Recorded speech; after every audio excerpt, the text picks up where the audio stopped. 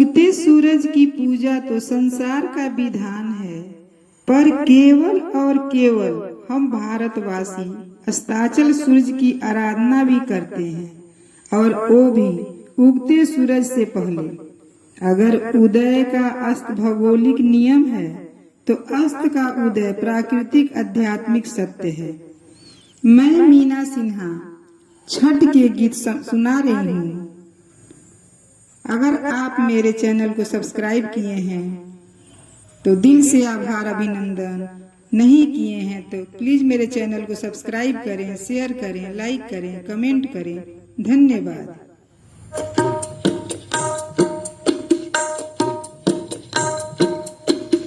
कहले कार्तिक देव गौरा से,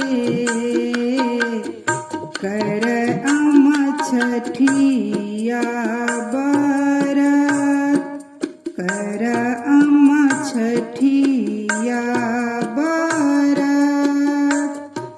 छठ के बरत निक लागे,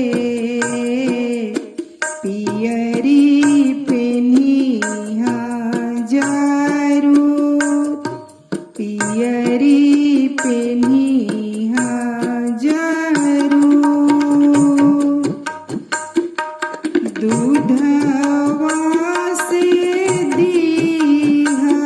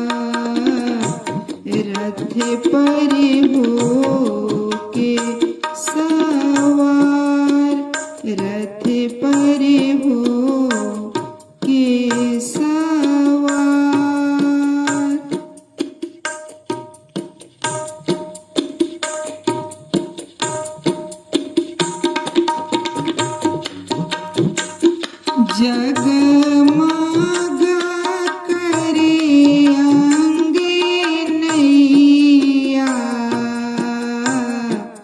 देवलोक करे मंत्र उचार, देवलोक करे मंत्र उचार। जगमग करे अंगनैया, देवलोक करे मंत्र उचार, देवलोक करे मंत्र उचार।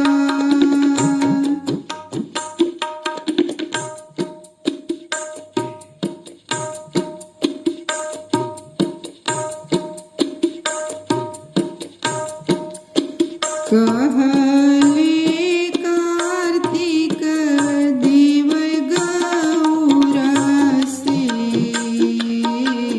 करयम छठिया बरत, करयम छठिया बरत। छठ के बरत नीक लागे, पियरी पेन्हिहा जरूर, पियरी पेन्हिहा जरूर। दूधवा से दीहा अरगिया, नाके बस करीहा सेनूर, नाके बस करीहा सेनूर, नाके बस करी